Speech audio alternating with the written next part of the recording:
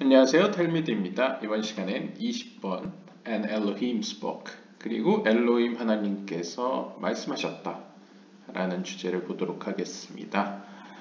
We are told here of God's admonitions to His chosen people so that they will merit the world to come and be worthy of the heaven above, Zeir Anpin, and the earth above, Mahut.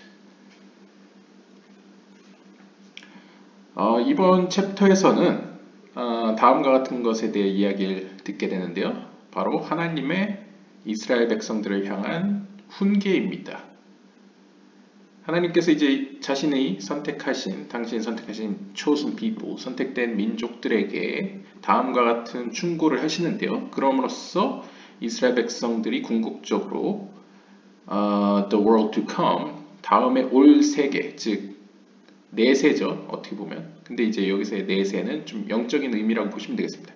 그 내세에 얻을 그 분깃을 마땅히 얻을 수 있게 할 뿐만 아니라 위로는 하늘에 거할 수 있는 자격을 얻도록 하시기 위함입니다.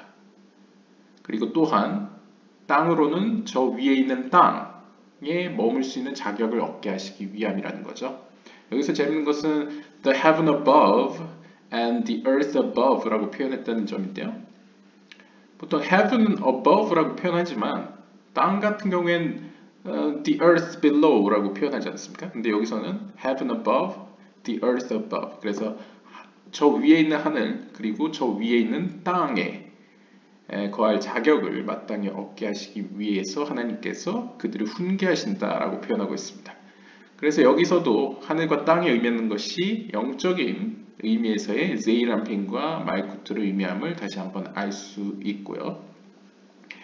Rabbi Shimon explains that the heritage of Jacob bestowed through Isaac's blessing means that Jacob and all his descendants will be revived by the dew of heaven that is raised from the dead in the time to come.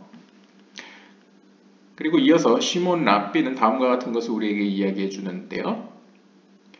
야곱의 영적인 유산이 그 유산으로 말미암아 하나님께서 이삭에게 주신 그 축복으로 말미암아 야곱과 그의 후손들, 즉 이스라엘 백성들은 내세에 다음에 올 그때에 죽음 가운데로부터 다시 부활할 것을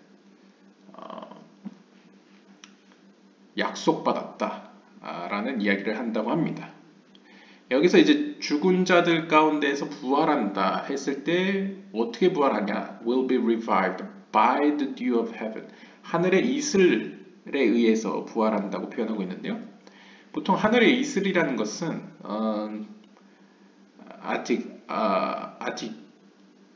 아리간핀으로 표현되는 어떤 노인의 얼굴로 표현됐을 때 그 머리카락을 따라 흐르는 기름방울로서도 표현되죠, 보통. 그래서 하나님의 어떤 지고한 어떤 지혜의 차원을 의미한다고 볼 수 있겠습니다. 그래서 그러한 이슬로 말미암아 내세 부활할 것임을 이제 약속하는 대목으로 볼 수 있겠고요. When Elohim spoke, each word rose and descended, was watered with heavenly dew. encircled Israel and brought back their souls. 그래서 상징적으로 엘로힘 하나님께서 말씀하셨을 때 그 입에서 나온 말씀은 각각의 단어들이 rose and descended. 마치 이제 상상을 해보면요. 위로 올라갔다 내려왔다 하듯이 이렇게 운행을 하면서 was water. 그것은 마치 물을 주듯이 with the heavenly dew. 아까 앞에서 나왔던 부활을 가능케 하는 그 지고한 어떤 지혜의 차원들이 방울방울들이 마치 물처럼 순환함으로써 이스라엘을 둘러싸고 그들의 영혼을 다시 소생시키는 어떤 기적을 일으킵니다. 여기서 다시 한번 유대교의 카발라에 가지고 있는 어떤 언어에 대한 상징적인 표현에서 언어적 어떤 기적 혹은 언어의 힘에 대해서 표현하고 있습니다. Then it was engraved upon the tablets of stone, and each word was like a treasure house, full of precious secrets and laws. 그리고 이것은 또한 상징적으로 돌 가운데 돌로 만들어진 어떤 태블릿, 돌판 위에 새겨지게 되는데요. 그럼으로써 각 하나님의 그 말씀들은 마치 그 돌판 위에서 수많은 소중하고 아름다운 어떤 비밀들을 품고 있는 보물 창고와 같이 새겨져 있습니다. 그러니까 이제 상상을 해보시면 보통 돌판이라고 하면 십계명이 새겨진 돌판으로 상상할 수 있겠죠. 그 돌판에 상징적으로 새겨져 있는 하나님의 말씀들은 그 하나하나의 말씀이 마치 영적인 세계, 하늘나라의 어떤 보물 창고와 같이 많은 그리고 아주 귀중한 비밀들이 그 안에 숨겨져 있다라고 볼 수 있겠고요. He who occupies himself with the study of the Torah, 따라서 하나님의 말씀인 토라 연구로 자기 자신을 채우는 자는, 그러니까 토라 연구에 힘쓰는 자는 of its secret and laws is saved from the fire of Gehinnom, and this is due to the merit of Abraham, who pled for the children of Israel. 그렇게 하나님의 말씀에 힘쓰는 자들은 그러한 그 하나님의 말씀 안에 숨겨져 있는 수많은 귀중한 그 비밀들로 말미암아, 그 비밀과 법들로 말미암아 게헨놈이 이제 일반적으로 기독교에서 얘기하는 이제 지옥의 표현이죠. 게헨놈의 불꽃으로부터 구원을 받게 됩니다. 그것이 가능한 이유는 바로 아브라함의 공덕 때문인데요. 여기서 아브라함의 공덕이라는 게 문자 그대로 이제 아브라함이라고 볼 수도 있겠지만 유대교적 표현으로는요. 왜냐하면 유대교는 좀 더 물질적으로 보는 관점이 있으니까요. 하지만 우리가 쭉 본 베이스로는 여기서의 아브라함이 의미하는 건 어떤 아브라함을 통해 보여주신 하나님의 헤세드의 차원, 하나님의 자비의 속성이라고 표현할 수 있겠죠. 왜냐하면 이 아브라함이라는 사람은 상징적으로 자기 뒤에 등장하게 될 이스라엘 백성들을 위하여 하나님 앞에 애원했던 사람이라고 볼 수 있겠습니다. 그래서 이제 유대교 카발라에서는 아브라함으로 말미암아 이 세상이 유지된다. 혹은 하나님은 아브라함을 위해서 이 세상을 창조했다라는 말까지 나올 정도로 어떤 의미로 하나님의 그 자비의 속성 때문에 이 세상은 유지되고 존재한다라고 볼 수 있겠죠. 따라서 아브라함으로 상징되는 하나님의 속성, 자비의 속성은 결국 하나님을 알고자 하는 모든 사람들에게 어떤 희망의 메시지로서 게헨놈의 불, 즉 하나님의 심판의 속성으로부터 구원받을 수 있는 여지를 제공했다는 점에서 아브라함의 은덕으로 말미암아 이스라엘 백성들은 구원받았다라고 표현할 수 있겠습니다. Lastly, 마지막으로는 we are told that the smoke that came out of Sinai was the Shekinah who manifested herself there to the people. 마지막으로는 시내산으로부터 나오는 연기에 대해서 이야기를 하는데요. 이 연기가 상징하는 것은 하나님의 혈연인 쉐키나로서 바로 그 자리에서 이스라엘 백성들 앞에서 이 하나님의 혈연은 마치 하나의 연기로서 이제 좀 더 영적인 의미로나 뭐 실제적인 의미로나 그러니까 시각적으로 사람이 인지할 수 있는 수준으로 자신을 드러내는 모습을 마지막으로 보여주고 있습니다. 본문을 보시죠. And Elohim spoke all these words, saying.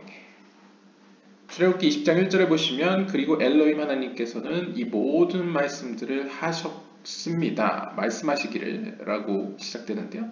그래서 Vayedber Elohim et kol hadvarim ha'ele lemor 라고 표현하면서 Rabbi Yehuda opened the discussion with the verse and said, Who can utter the mighty acts of Hashem? Who can declare all his praise? 시편 106편 2절을 가져오면서 예후다 랍비는 이야기를 시작하는데요. 과연 누가 이러한 위대한 요드에바브의 하나님의 업적을 혹은 이 기사들을 말할 수 있겠느냐? 그 다음에 Who can declare all his praise? 그리고 하나님 당신에 대한 그 찬양을 돌릴 수 있겠느냐 하면서 하나님에 대한 어떤 위대한 점을 드높이는 모습을 보여주고 있습니다. In how many ways does the Torah admonish that man not to sin before his master? 그러면서 이렇게 이야기합니다. 성경을 보면 얼마나 많은 곳에서 하나님의 말씀인 토라는 인간들에게 하나님 앞에서 죄를 짓지 말라고 얼마나 많은 횟수로 이야기해 왔습니까? 그러니까 얼마나 누누이 하나님의 말씀인 토라는 사람들에게 죄를 짓지 말라고 이야기해 왔습니까? In how many ways does it counsel him not to turn from the way either to the right or to the left? And in how many forms it shows him how to return to his master so that he may forgive it. 또한 성경에서는 얼마나 많은 수단들을 통하여 얼마나 많은 방법들로서 인간들에게 그 길에서 벗어나지 말라고 훈육해 왔습니까? 근데 여기서 재밌는 건 그 길로부터 벗어난다는 것은 우리가 흔히 생각하는 오른쪽은 좋다는 것이 통념이죠. 그런데 좌로나 우로나 치우치지 말라는 어떤 문구처럼 오른쪽으로나 혹은 왼쪽으로도 가지 않고 그 길에서 벗어나지 말라고 훈육해 왔습니까? 훈계해 왔습니까? 라고 표현합니다. 그 말은 오른쪽으로 가는 것도 길에서 벗어나는 거고 왼쪽으로 가는 것도 길에서 벗어나는 것이라는 걸 암시하죠. 이것도 자비의 기둥, 심판의 기둥, 가운데 기둥에서 가운데의 길을 의미한다고 볼 수 있겠습니다. And in how many forms? 그리고 얼마나 많은 형상으로서 하나님의 말씀은 인간에게 하나님께로 어떻게 돌아갈 수 있는지를 보여주었습니까? 그러니까 성경은 크게 세 가지를 보여줬다는 거죠. 먼저 첫 번째로는 죄를 짓지 말라. 두 번째로는 좌로나 우로나 치우치지 말라. 가운데로 향해 있는 하나님께로 가는 길로 지켜 걸어가라. 마지막 세 번째로는 어떻게 해야 하나님께로 돌아갈 수 있느냐. 왜냐하면 하나님께로 돌아가야만 인간은 용서를 받을 수 있기 때문이다 라는 것이죠. 이 세 가지에 대해서 이야기를 해왔다고 합니다. We have learned that the Torah has given a man 613 counsels in order that he may be perfect with his master. For his master desires only his good, both in this world and in the world to come, but especially in the world to come, since whatever good the Holy One, blessed be He, bestows upon man in this world is taken from the sum of good, which he is entitled to receive in the world to come.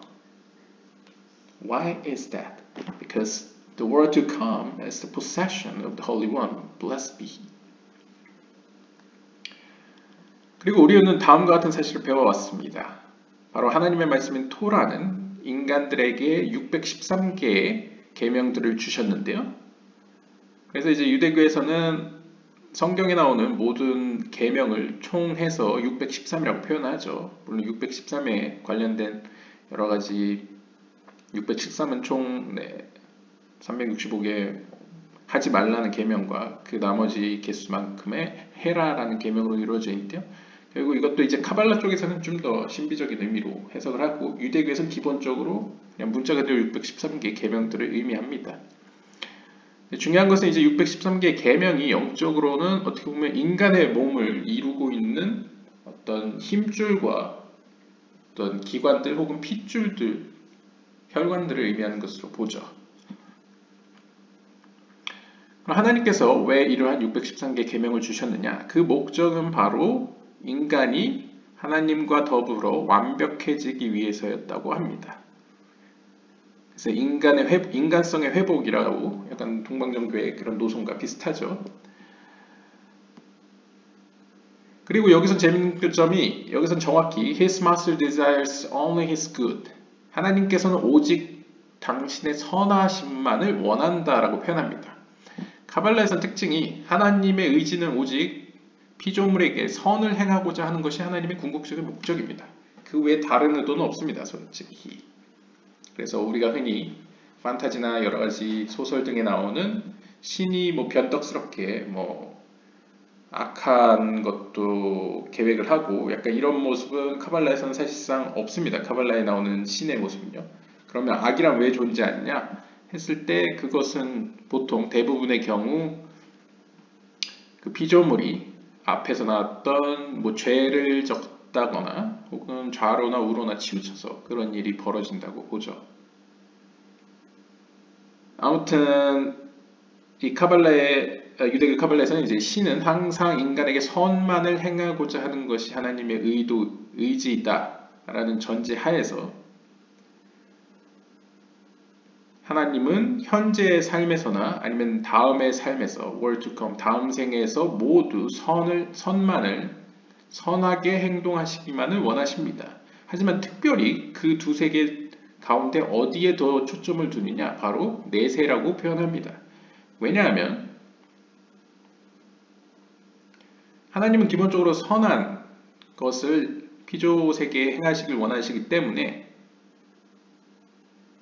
하나님께서 하시고자 하는 모든 선들은 결국 인간에게 주어집니다. 이 세계에서도 물론 주어지겠습니다. 하지만 it's taken from the sum of good which he is entitled to receive in the world to come. 하지만 현세에서는 이제 어느 정도의 차이가 있죠. 실제 살아가면서 어떤 사람은 뭐 풍족하게 받을 수도 있고 누리면서 살 수도 있고 어떤 사람은 좀 부족하게 살 수도 있을 겁니다. 하지만 그 총합, 하나님이 실제적으로 주고자 하는 그 선의 총합은 궁극적으로 그 내세에 그 사람에게 주고자 하는 그 사람에게 주어질 그 총합에서부터 취하여 주어진다고 표현하고 있습니다. 그래서 이 세상에서 받는 그 선함은 taken from the sum of good, 총합, 선의 총합으로부터 주어진데 그 총합은 he is entitled to receive in the world. 넷에서 주어지게 될 그 총합에서 가져와 부여된다는 것이죠. 왜 그렇습니까? Because 왜냐하면 그 내세라는 것은 결국 궁극적으로 하나님의 세계이기 때문에 하나님의 소유이기 때문이라고 설명하고 있습니다. 즉 하나님의 소유 세계인 어떻게 보면 그 세계라는 것은 이제 하나님의 어떤 거룩함으로 가득하겠죠.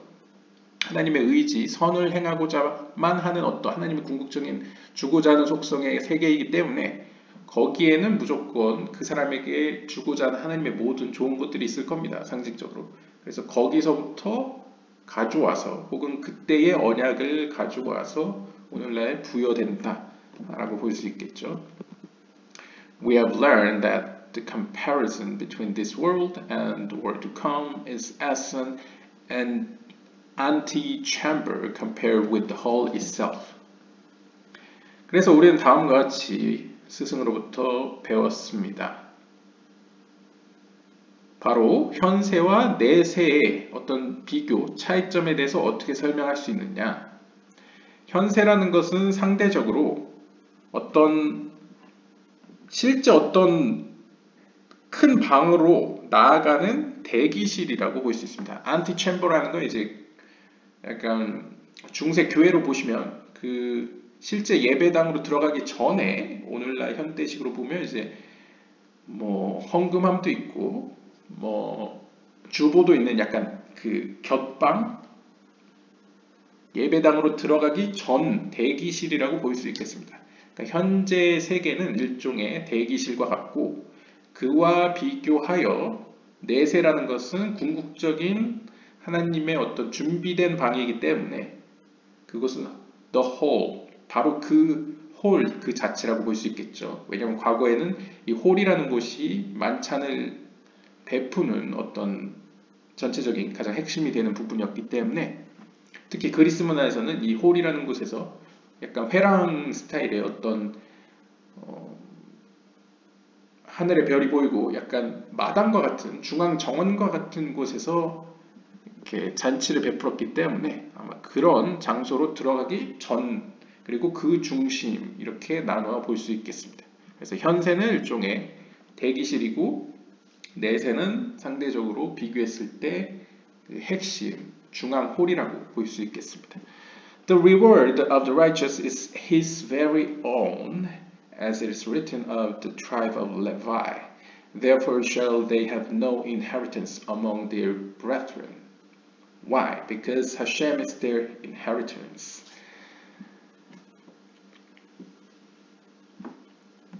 그래서 사실상 의인들의 궁극적인 보상, 의인들에게 주어지는 그 분깃은 정확히 이야기하면 하나님의 것 그 자체입니다. 마치 어떤 이야기처럼 아버지와 아들의 어떤 관계가 아주 가까우면 사실상 아버지의 전 재산은 아들의 것이라고 봐도 무방하죠. 그것처럼 하나님의 소유는 곧 의인들의 것이라고 볼 수 있겠습니다. 그것을 어디서 볼 수 있냐면 레위 지파에게 대한 성경 구절에서 알 수 있는데요. 레위 지파는 다른 지파들과 다르게 그들만의 어떤 고유한 땅을 묶어서 주지 않았죠. 각 성들에 나눠서 그들에게 약간의 땅을 부여했습니다.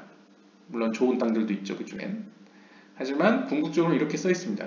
따라서 그들은 유산이 없을지니 누구로부터 그들의 형제 가운데 그들은 유산이 없으니, 그러니까 그들에게 배분된 땅은 그들 가운데 없으니, 자신의 형제들 가운데 없으니, 그 말은 다른 형제들은 자신의 지파에게 부여된 고유한 대대로 물려줄 땅들이 부여됐지만 레위 지파만은 그렇지 않았으니 라고 이야기를 하고 있습니다.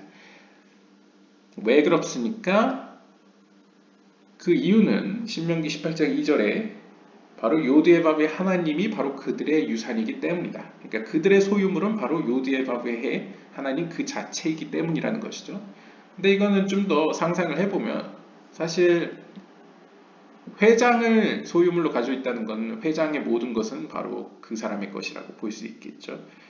그렇기 때문에 Happy is the man who is entitled to receive such a superior heritage, for he merits it in this world and in the house of this world as well as in the world to come and the heavenly holy house as it is written, and to them will I give in my house and within my walls a memorial.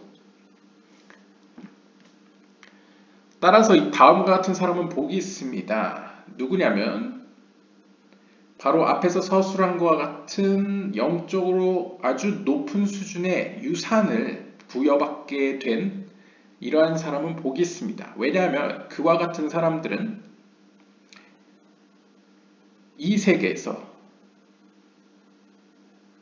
또 구체적으로 얘기하면 이 세계의 그 집으로부터 소유물을 얻게 되었기 때문입니다. 뿐만 아니라 다음 세계, 즉 하늘에 있는 거룩한 집에서도 그 소유를 얻게 되었기 때문입니다.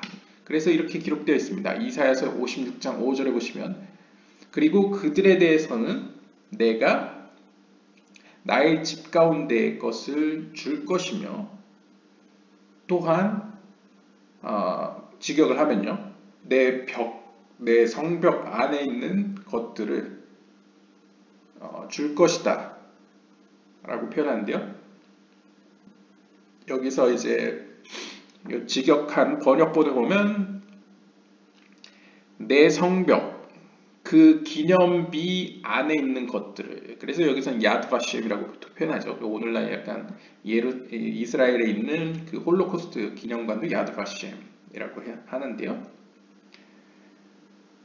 그냥 기념비 안에라고도 표현할 수 있고 어떤 기념 건물이라고도 표현할 수 있겠습니다. 상징적으로 내 집에 있는 모든 것도 그들의 것이고, 내 기억의 어떤 건축물, 어떤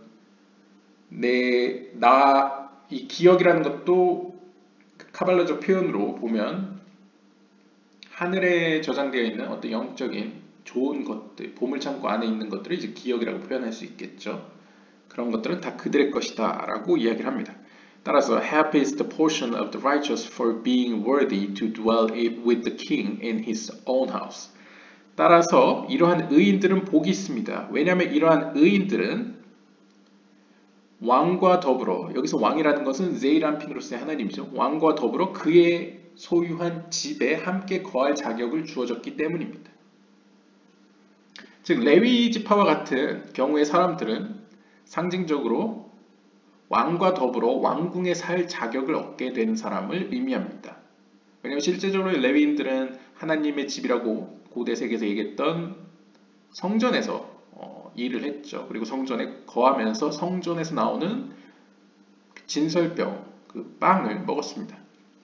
그래서 어떤 의미로는 왕과 더불어 살았다고 볼 수 있겠죠. 그리고 영적인 의미로는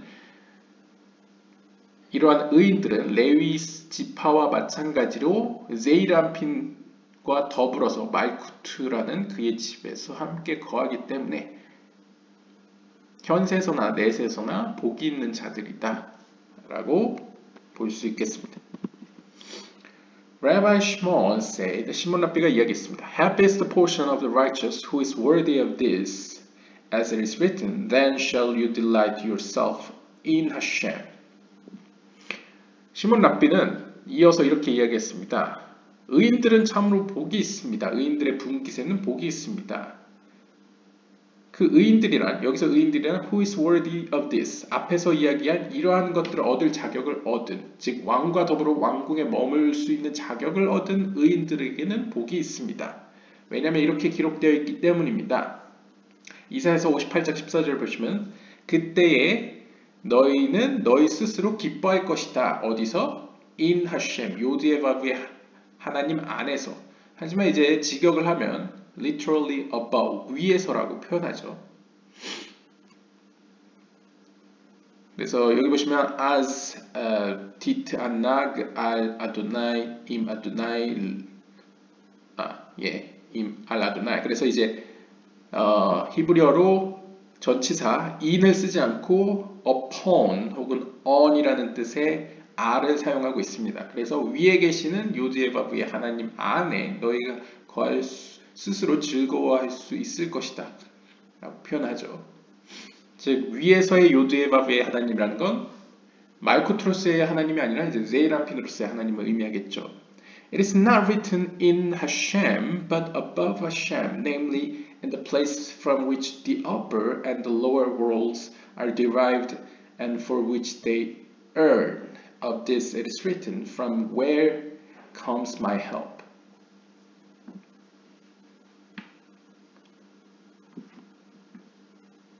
성경 본문은 요드예바브의 하나님 안에서라고 표현하지 않고 오히려 요드예바브의 하나님 위에서라고 표현합니다. 여기서 계속 강조하는 거 보니까 요드예바브라는 표현은 보통 제이란핀을 표현할 때 하죠. 근데 요드예바브의 제이란핀의 수준보다 더 위라는 것을 암시한다고 약간 뉘앙스를 보여주는 것 같은데요. 즉 다시 말하면 in the place from which, 어느 장소로부터 그 장소는 upper and the lower worlds are derived and for which they earn. 즉 그들이 구하는 위로 있는 세계와 아래에 있는 세계 위에 있는 in the place, 그러니까 위의 세계와 아래 세계가 그곳으로부터 왔다. 바로 그 장소를 의미한다고 표현하고 있습니다. 즉 위의 세계와 아래 세계는 일반적으로 제이란핀과 말쿠트를 의미할 수도 있고요. 아니면 좀 더 가면 비나와 말쿠트를 의미할 수도 있습니다. 즉 그 위 아래 세계 모두가 발생된 바로 그 원천이 되는 장소를 의미한다 라고 해석을 하고 있네요. 그랬을 때 본문은 이렇게 쓰고 있습니다. 시편 121편 1절에서는 From where, 어디로부터 comes my help, 나의 도움이 어디로부터 오는가 라고 이야기를 하는데요. 여기서 시편 121편 1절을 보시면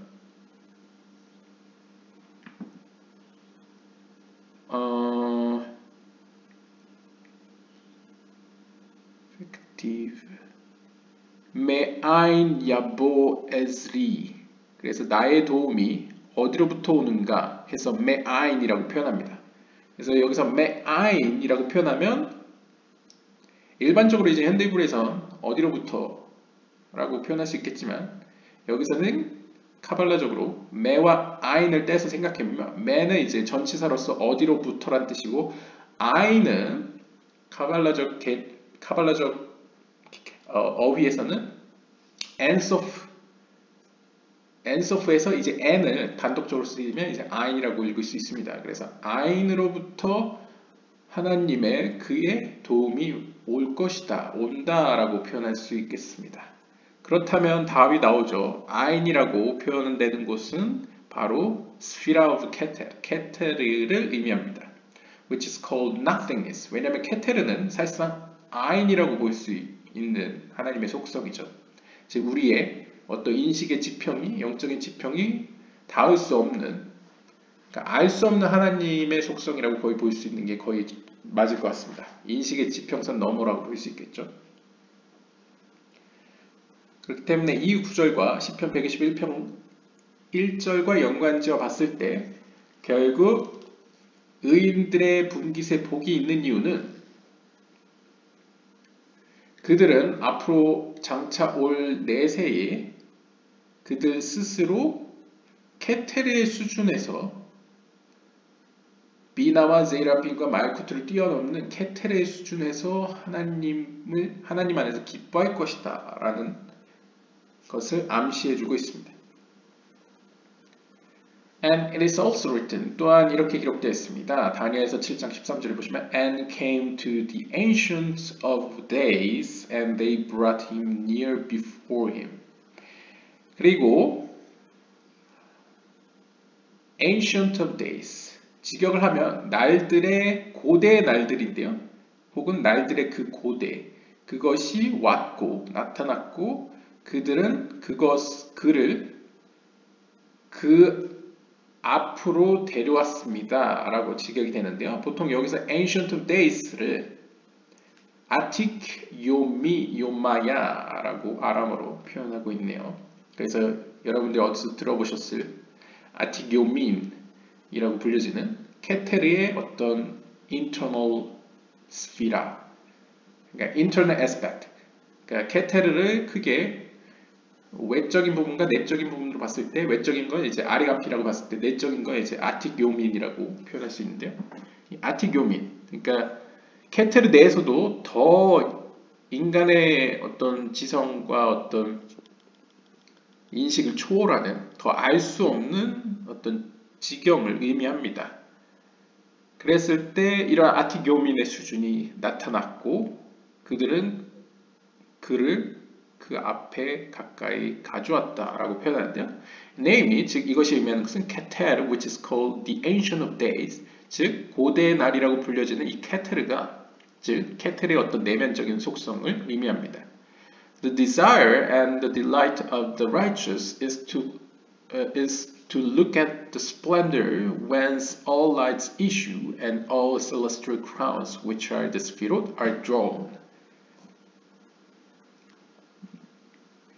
그리고 이제 개인적인 영적인 여정에서 보면 아리간피는 인간의 인식 수준에서는 아리간피는 뭐라고 표현해요? 케테르의 이제 외적 측면이 아리간피는 desire, 어떤 욕구라고 표현됩니다. 그러니까 어떻게 보면 약간 심리학적 용어로 하면 글쎄요, 잘 알 수는 없지만 왠지 영적인 욕구감을 느낄 때 그걸 일종의 아리간피라고 하겠죠. 결국 궁극적으로 하나님을 왠지 어떤 절대적인 존재를 찾고 싶어하는 어떤 인간의 어떤 공허함, 어떤 갈망, 그것을 아리간핀이라고 볼 수 있겠고요. 개인의 영적인 어떤 여정에서요. 그 다음에 아틱 묘미는 왠지 알 수 없는데 영적인 충만함. 그러니까 여기서 나오는 joyfulness 혹은 delight, 어떤 기쁨을 이제 아틱 묘미라고 표현합니다. 그래서 이러한 desire and delight는 다시 카발라적 용어로 바꾸면 아리간핀의 차원과 아틱요민의 차원은, 즉 의인에게 있어서 그 두 차원은 바로 하나님의 영광의 빛을 보는 것이 바로 그것입니다. 그러니까 개인의 영혼의 차원에서 보면 하나님이 이제 발출되는 어떤 하나님이 우리에게 보여지는 차원, 위에서 아래의 차원이 아니고 밑에서 위로를 쳐다봤을 때 차원에서 설명을 하면요, 그러한 의인들의 어떤 케테르의 지경, 케테르 안에는 이제 desire과 delight 차원이 다 들어있죠. 그것은 바로 궁극적 목적은 바로 하나님의 영광을 보는 것이다 라고 표현합니다. 왜냐하면 바로 그 영광 속에 케테르 속성으로 새 영광 안에 모든 우리가 아는 영적인 빛들이 나타나고 모든 하늘에 있는 어떤 왕관들, 즉 능력들이죠. 그 능력들이 발현되기 때문입니다. 그러니까 사실 이 세상의 모든 것의 원천인 바로 케테르의 수준에서의 하나님의 영광의 빛, 창조의 오리지널 빛을 보는 것이 바로 의인들의 기쁨이자 욕구, 갈망이라는 것을 설명해주고 있습니다. 그래서 의인들은 복이 있다는 이유는 바로 의인들은 내세에 하나님의 그 준비하신 빛, 창조의 오리지널 빛, 그것을 이제 둘째 날의 빛으로도 연관시키죠. 첫째 날의 빛과도 연관을 시키죠. 그래서 그러한 빛을 보게 될 것이라는 것을 여기서 설명해주고 있습니다. Rabbi Shimon continued. 시몬 랍비는 계속 이야기했습니다. We learned of the verse. 우리는 다음과 같은 구절에 대해 배웠습니다. Then shall you delight yourself in Hashem. 그때에 너희들은 너희 스스로 요드에바브의 하나님 위에서 직역을 하면요. 앞에 나온 것에 따르면요. 위에서 즐거워할 것이다 라고 표현합니다. 즉 케테레의 지경에서 즐거워할 것이라는 것이죠. 그곳에서 기쁨을 찾을 것이다. That it ends with. 그리고 이 구절은 이렇게 마칩니다. 이사야서 58장 14절 보시면 And I will cause you to ride upon the high places of the earth. 그리고 나는 너희들로 하여금 그 땅의 높은 장소들 위로 올라가도록 만들 것이다 라고 표현합니다.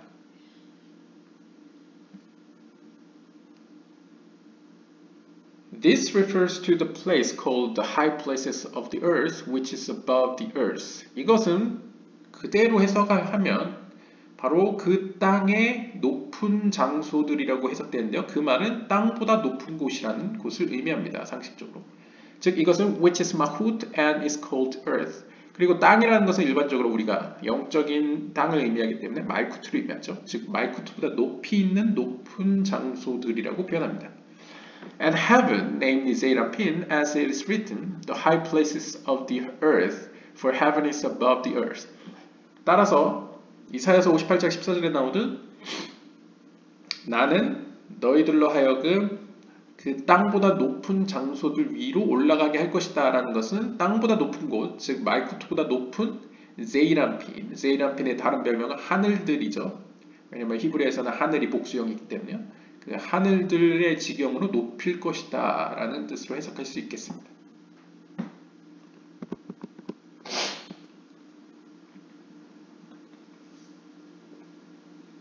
Rabbi Abba continued with more explanations. 그리고 아바랍비는 다음과 같이 추가 설명을 합니다. It is not written.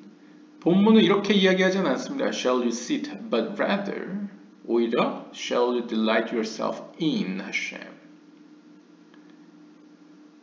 Namely heaven, which is Zeirapin, for it is written, Be you exalted, O Elohim, above the heavens. That is Zeirapin. 여기서 끊으면요. 이 성경 본문에 보시면 너희는 너희 스스로 즐거워할 것이다. 요드에바브의 하나님 위로 즐거워할 것이다 라고 표현하고 있는데요.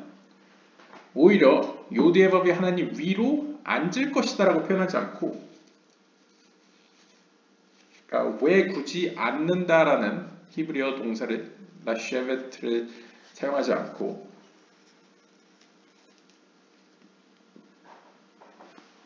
기뻐한다.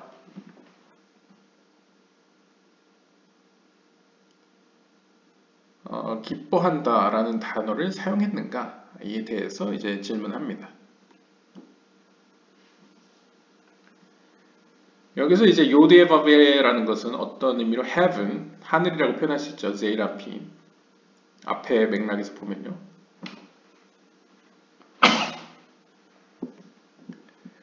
그래서 이와 관련된 본문으로는 시편 57편 12절에 영광 받으소서 오 엘로임 하나님이시여 above the heavens. 그 엘로임 하나님은 하늘들보다 높으시니여 라고 불려집니다. 하늘 위에 계신 엘로임 하나님이시여 영광 받으소서 높임 받으소서 라고 찬양하고 있는데요. That is 세이란핀. 여기서도 하늘이라는 것은 세이란핀을 의미합니다. And I will cause you to ride upon the high places of the earth refers to the land of the living, which is Mahut called earth. 그리고 우리가 앞에서 살펴봤던 그리고 나는 너희로 하여금 땅보다 높은 장소 위로 올라가게 할 것이다. 올라타게 할 것이다. 라는 것에서도 땅이라는 것은 앞에서 얘기한 바와 같이 말쿠트를 의미합니다. 실제 우리의 영적인 생명체들이 사는 곳이죠. The meaning of upon the high places is that it includes Zion and Jerusalem, for they are the inside and outside of Yesod of Malkut. Meaning that the verse speaks of the heaven above, which is Zerapin, and the earth above, which is Malkut. 그 높은 장소 위에라는 의미는 바로 시온과 예루살렘을 포함하고 있는 단어인데요. 즉 다시 말하면 they are the inside and outside of Yesod of Malkut. 말쿠트의 예소드의 외적인 차원과 내적인 측면을 의미합니다. 다시 말하면 that the verse speaks 이 구절이 의미하는 것은 바로 위에 있는 하늘과 위에 있는 땅, 즉 세이란핀과 말쿠트를 의미합니다.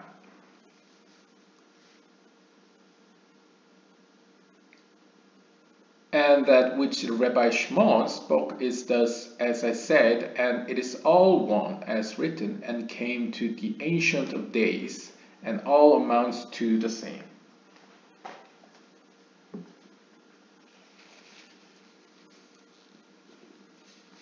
그러니까 지금 앞에서 인용한 구절들을 보시면 하늘이라는 heaven이라고 써있는 건 다 세이란핀으로서 해석을 했죠. 그리고 뒤에 땅이라고 표현된 거는 말쿠트로 해석을 했습니다. 따라서 우리는 하늘은 세이란핀을, 땅은 말쿠트를 의미함을 알게 되었습니다. 그랬을 때 그 땅보다 높은 장소들이라고 표현되는데요. 이 장소들이라는 표현은 바로 시온과 예루살렘으로 여기선 비유하고 있는데요. 시온과 예루살렘이라는 것은 이 주석가에 따르면 말쿠트의 예소드, 그러니까 말쿠트와 세이란핀의 관계에서 세이란핀이 사실상 가장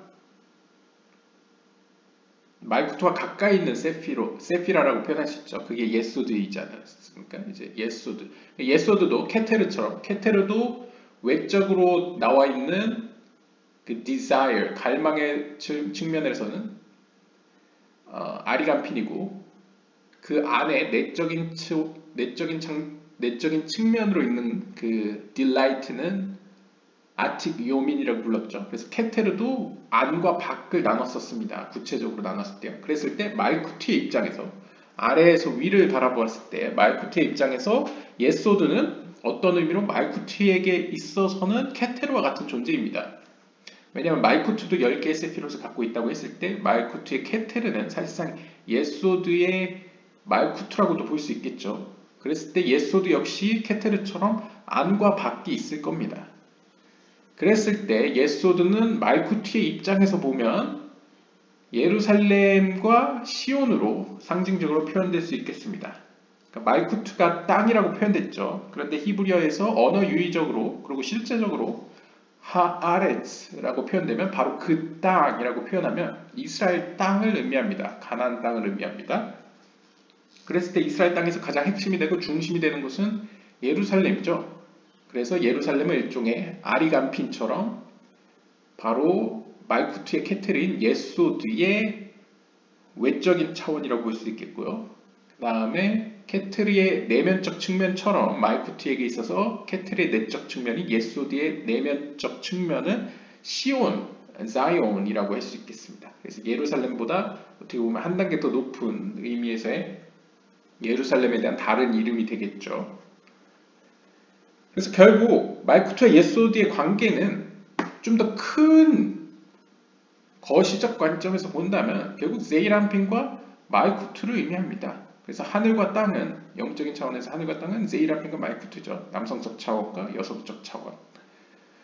그러면서 라피 시몬은 이렇게 이야기합니다. As I say, 내가 말한 바와 같이 it is all one. 이 모든 것은 하나이다. 그래서 이렇게 기록되어 있습니다. And came to the ancient of days, and all amounts to the same. 그리고 고대 날들이 왔습니다. 혹은 날들의 고대가 나타났습니다. 그리고 모든 이러한 설명들은 똑같은 이야기입니다. 즉 어떻게 보면 이 다니엘서에서 얘기하는 아티교미 혹은 아티기옴마야라는 것은 사실 인간으로서 인지할 수 있는 수준은 아닙니다. 케테르의 수준이니까. 그럼에도 불구하고 제이란핀과 말쿠트를 인식하는 것만으로도, 그러니까 어떻게 보면 실제 인간의 인식 수준에서는 말쿠트의 차원에서 최하위에 있는 영적인 차원에서 그나마 그 세계에서 가장 높은 지경인 말쿠트의 케테르, 즉 말쿠트와 예소드가 맞닿아 있는 바로 그 지점에서 예루살렘과 시온으로 표현되는 남성적 차원과 하나님의 여성적 차원, 즉 제이란핀과 다시 말하면요, 말쿠트의 케테르를 봄으로써 그 케테르가 안과 밖으로 나눠져 있음으로써 그것이 마치 예루살렘과 시온처럼 세분화적으로는 구분되어 있는 것을 봄으로써 우리는 마치 말쿠트와 제이란핀이라는 더 큰 숲을 보게 되고, 그 제이란핀과 말쿠트라는 더 큰 세계를 봄으로써 우리는 사실상 인지할 수 없는 더 높은 상위의 케테르의 아틱요민과 아리간핀을 알 수 있다. 이제 하늘에서와 같이 땅에서도 같이 그 대응되는 점들을 통해서 영적인 지혜를 알 수 있다라고 알 수 있다는 전제 하에서 시몬 랍비는 과감하게 결국 말쿠트 세계에서 일어나는 일과 저 우리가 알 수 없는 세계에서 일어나는 일은 사실상 같다고 볼 수 있다 라고 이제 설명을 합니다. 그래서 다니엘서는 날들의 고대 혹은 아틱요민이 나타났다라는 구절과 앞에서 설명했던 제이란핀과 말쿠트의 관계나 예루살렘과 시온이 사실상 같은 이야기다라고 과감하게 이야기해주고 있습니다.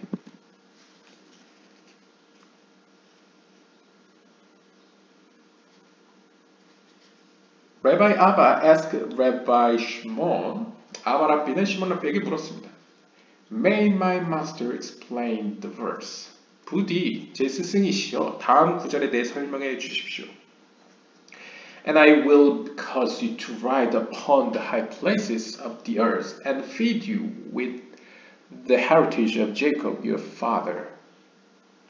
그리고 나는 너희로 하여금 그 땅보다 높은 장소 위에 올라탈 수 있게 만들 것이며 또한 너희의 조상 야곱의 유산으로 먹일 것이다 라고 설명하고 있는데요. 이 구절에 대해 설명해 달라고 요청합니다. 그러자 랍비 시몬이 대답합니다. It was already explained that the delight and pleasure are as written above Shem, which is above, namely Keter.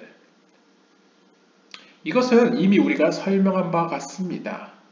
앞에서 설명했던 delight and pleasure, 기쁨이라는 것은 사실상 요디에바브의 하나님의 위에 있는 것입니다. 제가 앞에서 얘기했듯이 아틱요민이라는 가장 최고의 케테르의 내적 차원이 사실 기쁨이라는 거였죠. 따라서 기쁨이라는 속성 자체는 우리가 아는 하나님의 속성, 자비나 심판이나 조화와 균형 여러 가지 속성, 요디에바브보다 더 높이 있는 영적인 차원입니다. 즉 케테르의 차원이라는 거죠. 따라서 이렇게 기록되어 있습니다. And came to the ancient of days, and they brought him near before him. 그리고 아티교민이 나타났습니다. 그리고 그들은 그를 그 앞으로 데려왔습니다. 라고 기록되어 있습니다. Upon the high places of the earth is, as we say, the land of the living, namely Mahud. 그리고 또한 구절에서는 우리가 말쿠트라고 이미 설명하였던 그 말쿠트 혹은 땅보다 더 높은 장소들 위라고 표현하고 있습니다. 즉 이것도 같은 얘기죠. 결국 Ancient of Days라는 것은 직접적으로 케텔의 차원이라는 걸 아주 꼭 집어서 얘기하는 것이고 반면에 여기서는 약간 간접적으로 돌려서 말쿠트보다 높은 지경 바로 제이란핀보다 위에 있다 라는 식으로 케테르를 암시하고 있다는 것이죠. 결국 같은 얘기를 하고 있다. 그래서 우리는 이미 설명한 것과 같다라고 설명합니다. And feed you with the heritage of Jacob your father. 그래서 이제 앞구절에 대한 설명을 이렇게 끝낸 것 같습니다. 그리고 나는 너희로 하여금 그 땅보다 높은 지경 위에 올라타게 할 것이다 라는 것을 이제 제이란핀보다 더 높은 지경, 케텔의 지경으로 너희를 상승시키겠다. 영적으로 이렇게 확장시키겠다는 이야기로 볼 수 있겠고요. 그 다음 구절인 너희의 조상 야곱의 유산으로 먹일 것이다 라는 구절에서는 has the same meaning as the first. 다음 구절과 같은 의미를 가지고 있습니다. 창세기 27장 28절에 보시면 Therefore 따라서 the Elohim give you of the dew of heaven. 따라서 엘로힘 하나님께서는 너희에게 하늘에 있는 이슬을 주셨다. 즉 하늘에 있는 이슬로 먹였다는 것이죠. 이 구절을 2절 구절과 같은 의미를 가지고 있다고 설명합니다. 좀 여기서 암시가 되는데요. The dew of heaven. 하늘의 이슬이라는 것은 means the heritage of Jacob. 야곱의 유산을 의미하는데요. 왜냐하면 야곱이라는 것은 제이란핀을 의미합니다. 그러니까 제이란핀의 유산이라는 것은 어떤 더 높은 지경으로부터 야곱에게 뭔가가 주어졌다는 걸 암시하겠죠. And when Isaac blessed Jacob, he alluded to heaven, which is Zeranpin, and he gave him the blessing that all the descendants of Jacob in the future will be revived by the dew, as it is written, therefore the Elohim give you. 그리고 우리는 다음과 같은 사실을 알고 있는데요. The dew of heaven, 하늘의 이슬이라는 것이 의미하는 것은 바로 야곱의 어떤 유산으로서 이삭이 야곱에게 축복을 했을 때 이삭은 하늘에 대해 언급을 했습니다. 여기서 하늘이라는 것은 지금까지의 맥락에서 제이란핀을 의미하죠. 그래서 하늘을 언급하면서 이삭은 야곱과 그의 후손들에게는 장차 미래에 그들을 부활시킬 이슬이 있을 것이라고 축복을 했습니다. 따라서 창세기 27장 28절에서는 Therefore 따라서 엘로힘 하나님이 너에게 주었다라고 표현합니다. Only you and not to someone else. 여기선 정확히 너에게 줄 것이라고 표현하지 다른 이에게 준다고 표현하고 있지 않습니다. 즉 이것이 의미하는 것은 제이란핀과 관계된 사람에게만 준다는 걸 암시하겠죠. 어떤 관계적 차원에서요.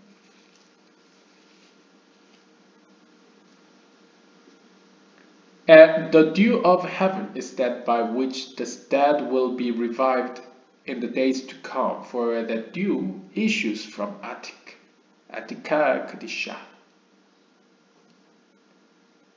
to Zeranpin. 그리고 이 하늘의 이슬이라는 것은 바로 이 하늘의 이슬로 말미암아 죽은 자들은 다시 내세에 부활하게 될 것입니다. 즉 죽은 자를 부활시키는 것이 바로 이 하늘의 이슬인데요. 근데 이 이슬이 나오는 곳은 바로 아티카 카디샤로부터 나옵니다. 아티카 카디샤라는 건 아람어로서 아티카도시, 그러니까 거룩한 고대 존재라는 것을 의미하는데요. 보통 아티카 카디샤는 아리간핀이라고 보시면 됩니다. 즉 제이란핀보다 더 높은 지경에 있는 남성적 측면이 주는 속성인 바로 케테리의 그 외적인 차원. 경우에 따라서는 이제 호크마일 수도 있지만 케테리의 외적인 차원으로서도 볼 수 있습니다. 그랬을 때 그 제이란핀보다 더 높은 지혜의 속성을 가진 차원으로부터 제이라핀에게 주어지는 것이 바로 하늘의 이슬입니다. 그 하늘의 이슬로 말미암아 이제 죽은 자들이 부활할 것이라는 거죠. Which is called heaven. 왜냐면 제이라핀이 하늘이라고 불려지니까 하늘에게 더 높은 속성으로부터 이슬로 상징되는 뭔가가 주어졌을 때 그걸로 말미암아 피조 세계의 영혼들이 부활한다는 것이죠. 피조물들이 이제 부활하는 것을 보여주고 있는데요. And resides in heaven. 그래서 이 이슬은 위로부터 제이라핀에게 주어지고 그리고 제이라핀 가운데 머물러 있습니다. Rabbi Abba thought of the verse and said, 아바라비는 그 구절에 대해서 이렇게 이야기합니다. Now everything is clear. 이제 모든 것이 명확합니다. And I see that there is even more significance in Isaac's blessing than I had thought. 제가 생각했던 것보다 이삭이 야곱에게 준 축복의 구절에는 더 많은 중요한 의미들이 그 안에 있는 것을 제가 이제 봅니다. 그래서 여기서 일단 우리가 유추할 수 있는 것은요. 앞의 구절과 맥락에서 우리가 앞의 구절에서는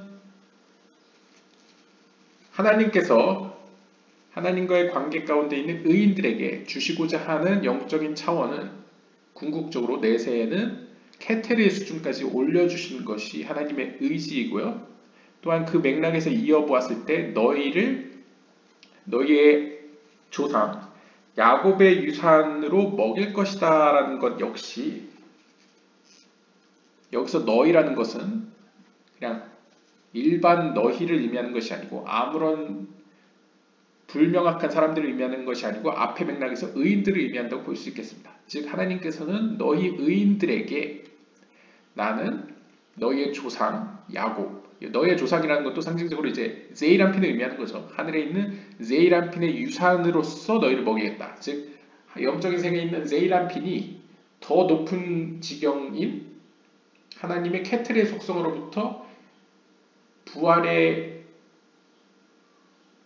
가능케 하는, 이것도 영적인 차원에서 이제 부활을 가능케 하는 그 이슬을 받아 얻듯이 내가 의인들에게는 그 케테르의 수준에서의 지혜의 이슬을 그들에게 먹일 것이다 라고 볼 수 있겠죠. 마치 하늘에서의 제이란핀과 같이 너희도 영적인 의미에서 그 제이란핀처럼 나로부터 나오는 이슬을 먹게 될 것이다 라는 것으로 해석할 수 있겠습니다.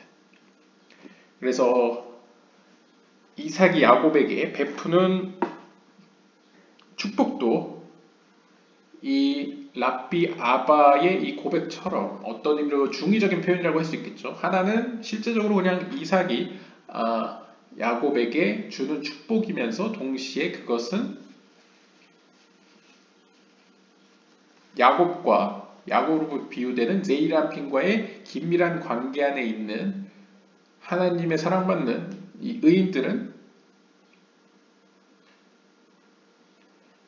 영적인 세계에 있는 제이란핀처럼 그 이슬을 먹게 될 것이라는 축복으로서 야곱에게 플러스 야곱 뒤에 야곱의 맥을 잇는 모든 의인들에게 해당되는 이야기로 볼 수 있겠습니다. Who can utter the mighty acts of Hashem? 시편 106편 2절을 다시 한번 언급하고 있습니다. 과연 누가 하나님의 그러한 위대한 일들을 말할 수 있겠습니까? 근데 여기서 히브리어로는 예말렐이라는 동사를 사용하고 있습니다. 그러자 랍비 히야가 잠시만요. 그가 묻습니다. Why does it say utter instead of tell? 어째서 본문은 예말렐이라는 동사를 사용하고 있습니까? 그냥 예다베르를 사용해도 되지 않습니까? 그러니까 일반적으로 말을 하다라는 히브리어는 이제 레다벨 이 동사를 사용하는데요. 왜 본문에서는 예말렐이라는 동사로서 누가 말할 수 있겠느냐를 이야기했습니까? 라고 동사의 선택에 대해서 질문합니다. 그러자 히아랍비가 이렇게 설명을 합니다. 다음 구절을 인용하는데요.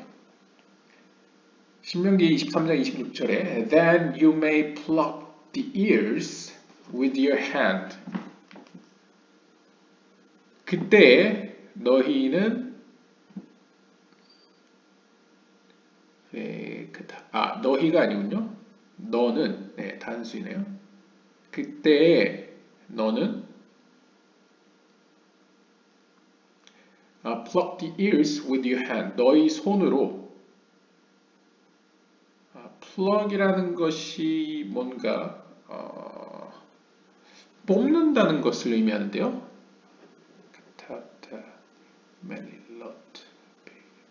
너희 손으로 직역을 하면요. 여기서 ears라는 것은 아마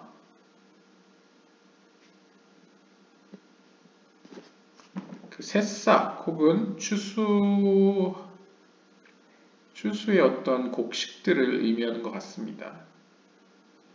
귀라는 의미는 아니고요.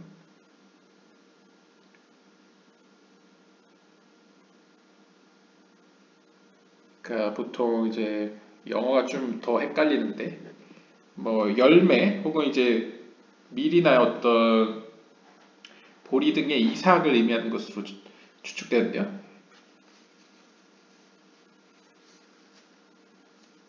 그래서 너희는 너희 손으로 그러한 이삭들을 뽑는다. 그러니까 뭐 줍는다. 이삭을 추수한다. 라는 의미로 보일 수 있을 것 같습니다. You may pluck.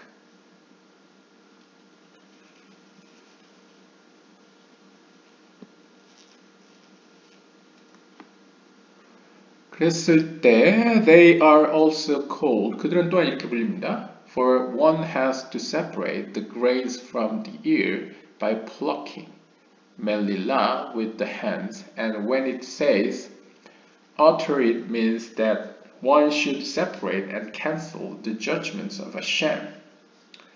약간 이런 이미지인 것 같습니다. 그러니까 여기서 pluck the ears 라는 것은 어떻게 보면 이제 이삭을 추수해가지고 이제 거기서 이물질을 제거하는 거라고 할 수 있겠죠. 채를 치든지 뭐 여러 방법을 통해서요. 근데 이제 전번 다른 영상에서 이야기했는지 모르겠는데 어떤 절기의 경우에는 손으로 직접 곡식에서 이삭을 뽑아내야 하는 경우가 있었습니다. 그러니까 보통은 일반적으로 이제 채를 치죠. 채를 치면 이제 그럼 뭐 벼나 가라지 등이 이제 곡식에서 떨어져 나가는데요. 그런 방법이 아니고 어떤 특정한 절기 같은 경우에서는 손으로 직접 갈아서 이제 그러한 껍질을 벗기는 경우가 있었습니다.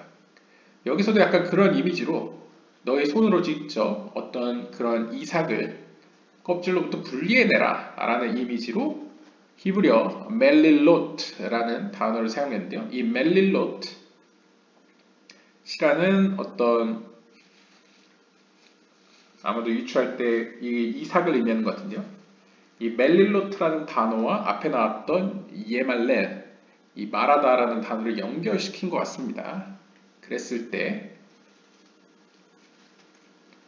여기서 이삭을 뽑아내는, 추출해내는 이 언어에서 그 의미상 그것은 바로 그 곡식으로부터 그 알곡만을 분리해내듯이, 분리돼야만 하듯이 그것을 히브리어로 멜릴라라고 했을 때 마찬가지로 이 마라다, 특별히 이 예말렐이라고 사용된 누가 과연 하나님의 그런 위대한 일들을 추려낼 수 있겠는가, 그러니까 가려낼 수 있겠는가라는 의미로서 사용했음이 분명하다라고 이제 유추하는 것 같습니다. 그래서 마치 곡물에서 알곡만을 뽑아내듯이 마라다라는 여러 가지 언어 선택에 있어서 utter, 이 예말렐, 레말렐을 사용한 이유는 그것이 의미하는 바 one should separate and cancel the judgment of Hashem. 여기서 특별히 좀 더 나아가서 하나님의 심판의 속성을 추출해내어 취소시켜야 된다 라는 의미로 본 것 같습니다. 그러니까 보통 카발라에서는 하나님의 심판의 속성을, 공의의 속성을 나쁜 것으로 보진 않죠. 하지만 하나님의 심판 혹은 공의의 속성만 있게 되면 사람이 견딜 수 없습니다. 그건 마치 쓴나물과 같고 마라의 쓴물과 같죠. 거기에는 언제나 하나님의 자비의 속성이 함께 있든지 해야만 하는데, 어떤 인간이 감당할 수 없는 속성을 이렇게 cancel, 취소해내는, 이렇게 가려내는, 분리해내는 어떤 것을 분리해내야만 한다는 것을 이 예말렐이라는 동사를 사용한 것으로 설명하고 있습니다. The word gevrot, mighty act. 그리고 여기서 보시면 또 힌트가 되는 게 이 강한 하나님의 일들이라는 것도 이 히브리어를 보시면 미 예말렐 그브롯 아도나이, 요디에바브의 하나님의 속성 가운데 게브로트, 게브로트는 게브라의 복수형이죠. 즉 하나님의 또 심판의 속성에 관련된 능력들임을 또한 알 수 있습니다. 그렇기 때문에 하나님의 이러한 위대한 일들이란, 혹은 카발라적 개념으로는 게브로트라는 단어, 요드에바브의 하나님의 게브로트는 is spelled without the letter vav, 또 한 번 vav가 없이 기록되었는데요. 여기도 vav가 있으면 완전한 형태인데 이제 단순한 형태로 vav가 없이 기록되었습니다. 따라서 이것이 의미하는 바는 implies that there are many gevrot, but all of them are coming from one gevra. 즉 이것도 발음으로는 복수형으로 들을 수 있지만 쓰여있는 형태로는 단수로도 볼 수 있습니다. 만약 이 점이 없다면 게브라트로 볼 수도 있죠. 그래서 단수형으로도 볼 수가 있습니다. 경우에 따라서. 그래서 이것이 의미하는 것은 게브로트, 즉 여러가지 하나님의 심판의 속성에 포함된 능력들이 있지만 사실 그것들 모두는 우리가 아는 그 게브라, 하나님의 심판의 속성으로부터, 하나의 게브라로부터 비롯된 것이라는 것을 의미한다고 합니다. We have learned that there is one superior Gevra. 우리는 이미 배운 바 같이 하나님에게는 하나의 상위의 게브라가 있는데요. 심판의 속성이 있는데요. The crown of the crowns. 이 게브라의 속성은 하나님의 능력들 가운데 능력입니다. 그러니까 가장 강력한 최고의 능력이라는 것이죠. Which is Bina, from which judgments are aroused and from which come 50 gates, some to the right and some to the left. 그래서 여기서는 crowns of crown, 모든 능력 가운데 능력, 게브라의 속성의 최고 등급은 바로 비나라고 설명하고 있습니다. 왜냐하면 비나는 물론 게브로트만 있는 게 아니고 하사딤도 있죠. 자비의 속성도 물론 포함하고 있죠. 하지만 좀 더 큰 개념으로 보면 비나는 왼쪽 기둥에 속해 있죠. 심판의 기둥에. 따라서 비나는 어떤 의미로 모든 게브로트, 게브라의 포함 속성의 모든 것들의 최고봉이라고 할 수 있겠습니다. 그래서 이 비나의 속성으로부터 실제적인 하나님의 심판의 속성들이 나타나게 되고요. 또 이 비나의 속성으로부터 50개의 문들이 나오는데 이 50개의 문이라는 건 The 50 Gates of Understanding, 하나님의 이해의 속성의 50개의 문들을 이렇게 회상할 수 있겠죠. 그리고 우리가 알다시피 비나의 속성으로부터는 사실상 심판의 속성만 나오는 건 아니기 때문에 여기서 자세히 일부는 오른쪽으로 일부는 왼쪽으로 갔다라고 표현합니다. 즉 비나는 사실상 제이람필이라는 확장된 형태로서 오른쪽 기둥과 왼쪽의 기둥에 있는 모든 속성들을 다 포괄하고 있습니다. 하지만 좀 더 큰 그림으로 봤을 때는 하나님의 호크마의 속성과 비교를 했을 때는 비나는 그나마 물론 비나 안에는 심판의 속성만 있는 게 아닙니다. 자비의 속성도 물론 있습니다. 하지만 좀 더 큰 그림으로 봤을 때는 호크마와 비교해 봤을 때는 그나마 이제 심판의 속성이라는 거죠. 따라서 심판의 속성의 최고 윗단계인 비나가 바로 이 본문에서 언급되는 게브로트의 숨겨진 의미이다라고 풀어내고 있습니다. 그래서 아무튼 and each one of them is called Gevra and each one of them is crowned with the lights of the superior carvings and all of them are called the mighty acts of Hashem.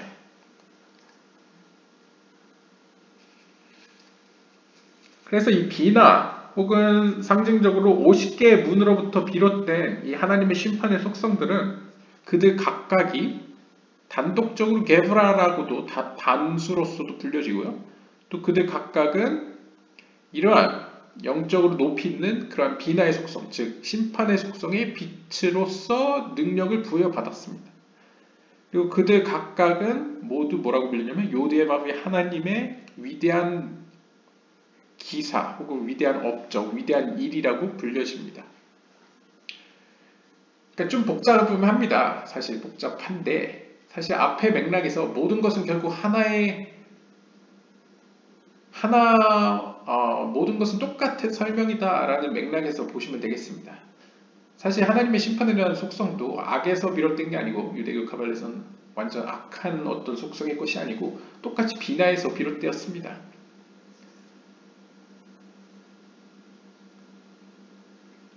따라서 그들 각각은 더 궁극의 게브라인 비나로부터 비롯됐지만 그들 스스로도 게브라라고 불려지기도 하고 또한 게브라의 능력의 빛을 가지고 있기도 하고 그들은 또한 하나님의 위대한 일이라고도 불려지는 것이죠. 그러니까 각각의 파트들이 결국은 그 뿌리로 올라가 보면 결국 하나의 집단적인 게브라를 형성하기 때문에 각각도 게브라라고 불려질 수 있다. 이렇게 볼 수 있는 것 같습니다. Rabbi Hiya said, 히야랍비가 이야기했습니다. Therefore, 따라서 the word gevrot is written without the letter vav. 그래서 본문에 gevrot는 vav가 없이 이렇게 사용되었는데요, 쓰여졌는데요. For 왜냐하면 all the gevrot are included within the superior gevra, which is bina. 왜냐하면 모든 하나님의 힘의 속성, 공의의 속성, 심판의 속성인 게브라들은 다 결국 비나로 귀결되기 때문입니다.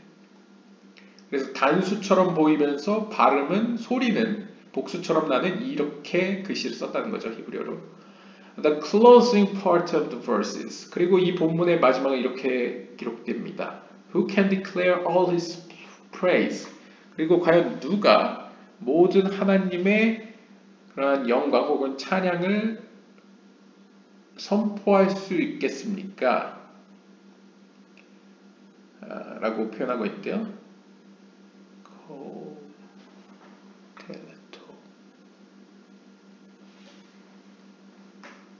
히브리어로 더 직역하는 게 더 맞을 것 같은데요. 누가 이제 영어로 하면 누가 그분에 대한 찬양, 모든 찬양을 선포할 수 있겠습니까? 인데 이제 히브리어로 보시면 더 단순합니다. 누가 여시미야 사람들에게 들리게 할 수 있겠습니까? 그 모든 그분에 대한 찬양을, 그러니까 테일라토니까요. 이제 그분에 대한 모든 그 찬양들을, 찬송들을 듣게 할 수 있느냐라고 히필력으로 볼 수 있겠네요. 아무튼 그랬을 때 this includes the Shekinah, 이 구절은 하나님의 현현인 쉐키나를 포함시킵니다. Which is the most precious glory of the Holy One. 왜냐하면 모든 찬양 가운데 최고의 찬양, 찬양이라는 것은 영광과 연관이 있죠. 그랬을 때 최고의 찬양은 하나님의 현현, 바로 쉐키나라고 볼 수 있겠습니다. 따라서 최고의 영광은 쉐키나가 포함되어 있다 라고 설명을 하고요. 그래서 성경에서 이렇게 표현되고 있습니다. 하박국서 3장 3절에 보시면 His glory covered the heavens and the earth was full of His praise. 그분의 영광이 온 하늘을 덮었고 그 땅은 그분의 찬양으로 가득 찼습니다. 라고 직역이 되는데요. 히브리어로 보시면 이제 딕티브 베 테일라토 앞에 나왔던 그분의 모든 찬양에서 나오는 그분의 찬양이죠. 그분에 대한 그 찬양이 말아하 아레츠 그 땅을 채웠습니다. 라고 표현되고 있네요. 그러니까 그 땅은 일반적으로 말쿠트를 의미하겠죠. 뒤에서 나오겠지만 그러니까 말쿠트의 속성, 하나님의 쉐키나, 하나님의 현현이 그 찬양을, 하나님의 영광을 채웠다. 그러니까 하나님의 영광을 모두 구성한다 라고도 볼 수 있겠습니다. 그리고 앞에 나오는 그분의 영광도 어떻게 보면 말쿠트라고 볼 수 있겠죠. 말쿠트가 세이란핀을 덮고 있는 것으로도 볼 수 있겠습니다. 그 이유는 세이란핀이 가지고 있는 모든 속성이 마치 강이 바닷물로 흐르듯 말쿠트 안에 다 들어있기 때문이죠. 그래서 어떤 의미로 하나님의 영광인 말쿠트는 세이란핀의 모든 속성을 가지고 있기 때문에 하늘을 덮는다라고 표현할 수 있겠고요.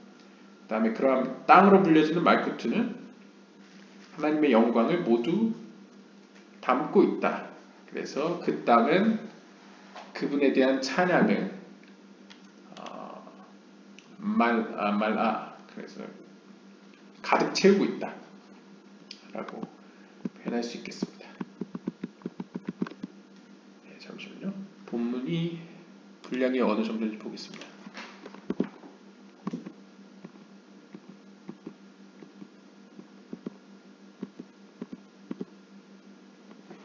네, 346까지 하고 2부로 넘기겠습니다. 이것도 이번 편도 기네요. Rabbi Shimon cited a verse. 시몬 랍비는 다음과 같은 구절을 인용하였습니다. 창세기 2장 10절에 보시면 And the river went out of Eden to water the garden, and from thence it was parted and branched into four streams. The name of the first is Pishon. 에덴 동산에서 발원한 4개의 강에 대해서 이야기하는데요. 그 중에 이제 첫 번째 물줄기는 이제 비숑강이라고 불려졌습니다. 라는 본문인데요. Thus rivers which came from the river which comes first from Eden have names. 에덴으로부터 발원한 강으로부터 이러한 4개의 강들이 이제 나왔는데요. 이들은 이름을 가지고 있습니다. But what's the name of the one which comes out of Eden? 근데 에덴으로부터 나온 그 강의 이름은 무엇입니까? Rabbi Shimon says that its name is Yuval, for it is written, and that spreads out its roots by the river. Yuval.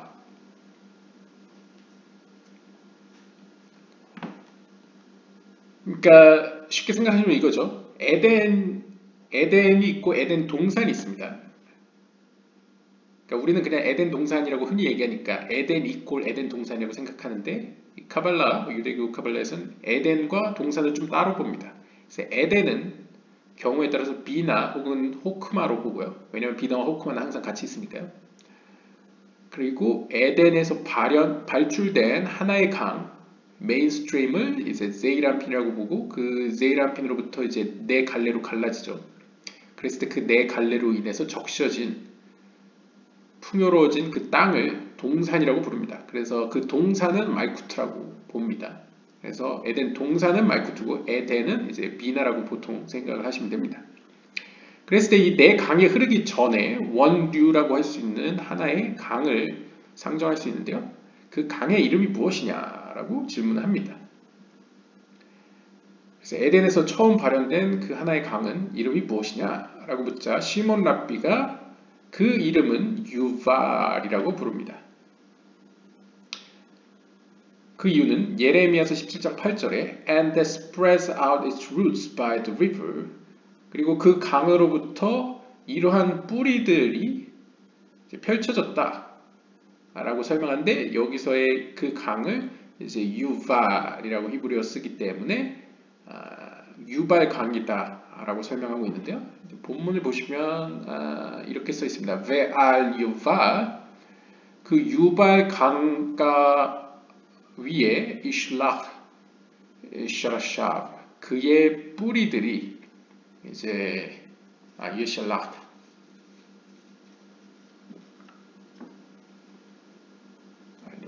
그것은 혹은 이제 뭐 직역에 따라서 그발 강가처럼 해석을 하면요. 유발 강가에서 그것은 갈라졌다 혹은 퍼졌다 그 뿌리들이 이렇게 갈라졌다라고 볼 수 있겠죠. 왜냐면 여기 복수니까요. 아무튼 그래서 이렇게 봤을 때 이것을 의미하는 것은 약간 뉘앙스상 앞에 나왔던 4개 강이 바로 유발이라는 강으로부터 발현되었다라는 식으로도 읽을 수 있겠죠. And nor shall it cease from yielding fruit. 그리고 또한 이렇게 써 있습니다. 그것은 멈추지 말지어다. 열매를 맺는 데 있어서 멈추지 말지어다라고 해석할 수 있겠는데요. The reason that it shall not cease from yielding fruit, 열매를 맺는 걸 멈춰서는 안 된다라고 말하는 이유는 is that it spread, 왜냐면 그것은 its roots by the river, which is Bina. 비나로 해석되어지는 바로 그 강으로부터 그 뿌리들이 펼쳐졌기 때문입니다. 그 이유 때문에 열매를 맺는 게 멈추지 않는다는 거죠. 그러니까 그냥 쉽게 생각하시면 물이 끊임없이 흐르기 때문에 거기서는 항상 풍요롭게 많은 열매를 맺게 된다라는 것이죠. 그래서 이제 그것을 보는 입장에서, 관찰자 입장에서는 왜 저 장소는 열매가 끊임없이 맺을까? 왜 열매 맺는 게 멈추지 않을까라고 생각했을 때 그 이유는 항상 그곳으로 물이 공급되기 때문이고 풍요로움이 공급되기 때문에 그 풍요는 어디서부터 오느냐? 비나로부터 온다는 것이죠. 근데 여기서는 약간 뉘앙스가 이 비나를 지금 그 강가, 유발 강가로 보고 있습니다. 왜 그럴까? 제가 개인적으로 해석했을 때는 이 유발이 요벨로도 읽을 수 있는데요. 요벨의 경우에는 이제 희년으로 볼 수 있겠죠. 보통 비나를 희년으로 보고 안식년을 이 말쿠트로 봅니다.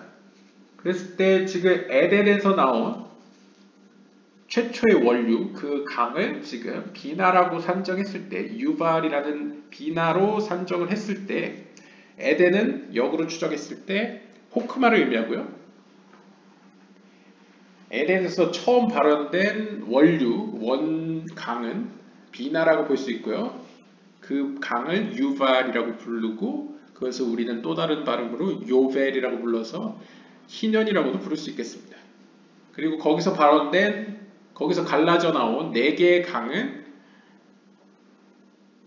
세이람핀으로 볼 수 있겠죠. 그리고 그 4개의 강의 혜택으로 적셔진 그 풍요로운 땅을 말쿠트라고 볼 수 있겠습니다. 그래서 우리는 지금 유발이라고 불려지는 그 강에 대해서 보고 있고요. 비나이고요. Therefore, 따라서 it is written, 이렇게 기록되어 있습니다. Like a spring of water whose waters fail not. 이사야서 58장 11절에 나오는 마치 결코 멈추지 않는, 직역을 하면 이제 실패함 없이 물을 계속 공급하는 그 물샘처럼, 한 물샘처럼 이라고 표현하고 있는데요.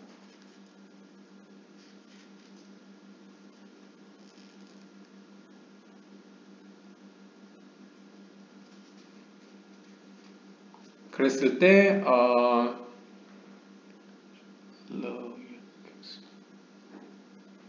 그랬을 때 For the plenty which comes forth from the bina never cease.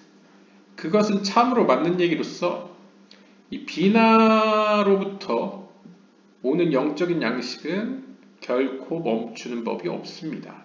오직 풍요롭게 나온다는 것이죠. 그래서 아시는 분은 아시다시피 비나에서 오는 영적 양식은 비나 자체가 하나님의 온전한 선을 주려는 속성이기 때문에 그것도 온전히 결코 받으려는 의지 없이 온전히 주려고만 하는 속성이기 때문에 비나에게서 세이람핏과 말쿠트에게로 내려오는 모든 빛, 특별히 오르 하사딤이죠. 오르 하사딤, 자비의 빛은 끊이질 않습니다. 그래서 멈추지 않는 강의 비유가 되죠. 그렇고요. 그래서 therefore 따라서 it is written, 본문에 이렇게 기록되어 있습니다. A river went out of Eden. 에덴으로부터 나온 한 강이라고 불려지는데요. It comes out of it and never ceases. 그래서 에덴 혹은 호크마로부터 나온 이 비나라는 강은 결코 멈추는 법이 없습니다. Rabbi Shimon cited the verse. 시몬 랍비는 다음과 같은 구절을 인용하였습니다. 출애굽기 20장 1절에 And Elohim spoke all these words. 그리고 엘로힘 하나님께서는 이 모든 말씀들을 말씀하셨습니다. It says 이것은 이렇게 이야기합니다. spoke and not said. 이것도 히브리어로 말하다는 단어 중에 레다베르가 있고 로마르가 있습니다.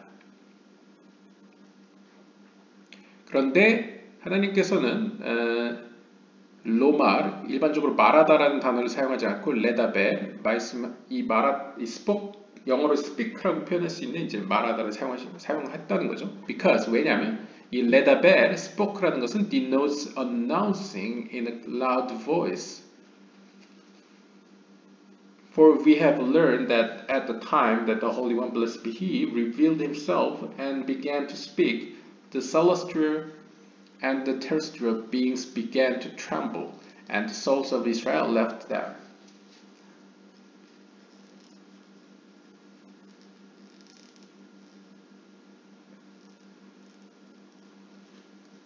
왜냐하면 이 spoke 히브리어로 이제 레다베라는 동사는 denotes announcing in a loud voice. 이제 좀 더 언어적 습관에서인지 모르겠지만 발음을 함에 있어서 좀 더 큰 소리가 나온다고 합니다. 큰 소리가 나는 것을 암시한다고 합니다. 그러니까 일반적으로 그냥 영어 say에 해당되는 로말 혹은 아말 이거는 이제 그냥 고요하게 이제 평온하게 그냥 발음이 되죠. 근데 레다베르는 아무래도 PL 형태여서 그런지 모르겠는데 여기 다게시도 있죠. 그래서 레다베르가 됩니다. 그래서 만약 뭐 아니메다베르 그러니까 뭐 디베르 뭐 이런 식으로 좀 강조가 되죠. 악센트가. 그래서 그런지 몰라도 이제 크게 발음되는 것을 큰 소리를 내는 것을 이제 암시한다고 합니다. 그래서 우리가 배운 바 같이 거룩하신 하나님께서 그 자신을 계시하시면서 이런 식으로 말씀을 하시면 레다베르로 말씀을 시작하셨을 때 하늘에 있는 모든 존재와 땅에 있는 모든 존재들은 떨었습니다. 심지어 이스라엘 영혼들은 그들을 떠났다고도 표현합니다. 여기서 떠났다는 게 어떤 표현인지 모르겠는데 이제 상징적으로 영혼이 떠날 정도로 이제 두렵고 떨리는 소리였다는 거죠. 그만큼 큰 소리를 냈다 하는 것을 의미하는 것으로 보입니다.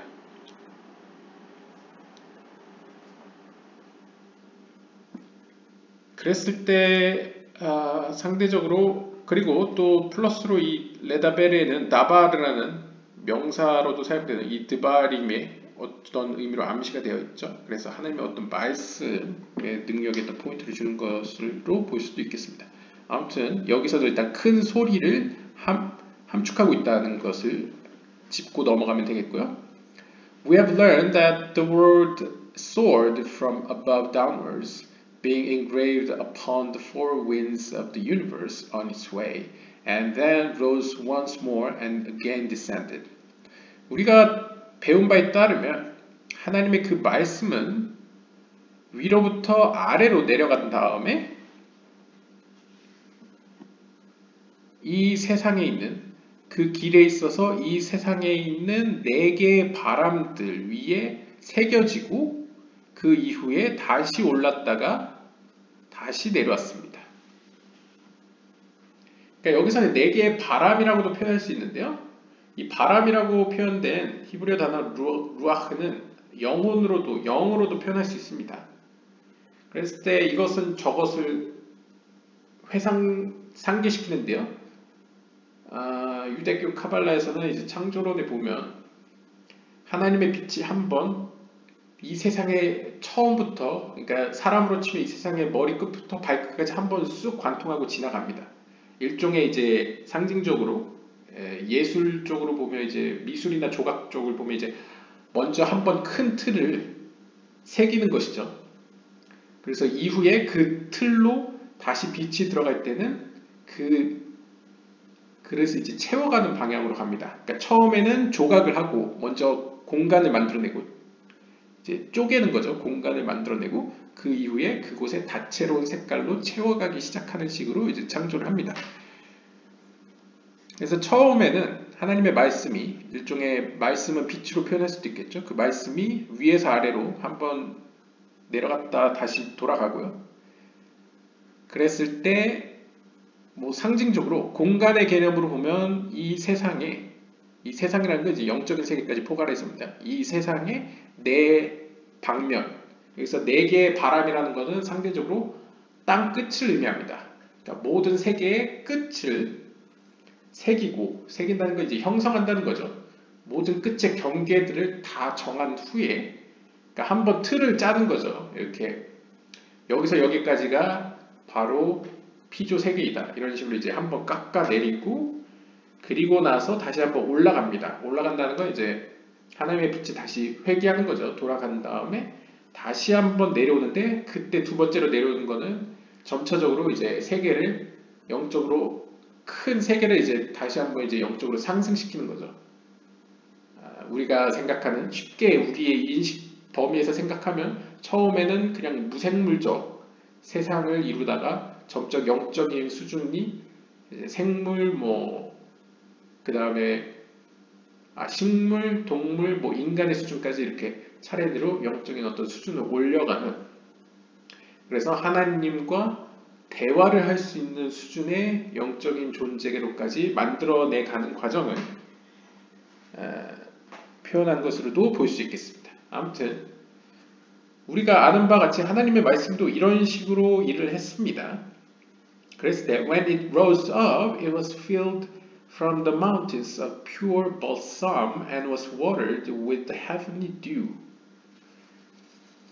그리고 그 하나님의 말씀 혹은 빛이 올라갔을 때, 그러니까 한번 내려와서 세상을 한번 경계를 설정한 이후에 올라갔을 때 그 빛은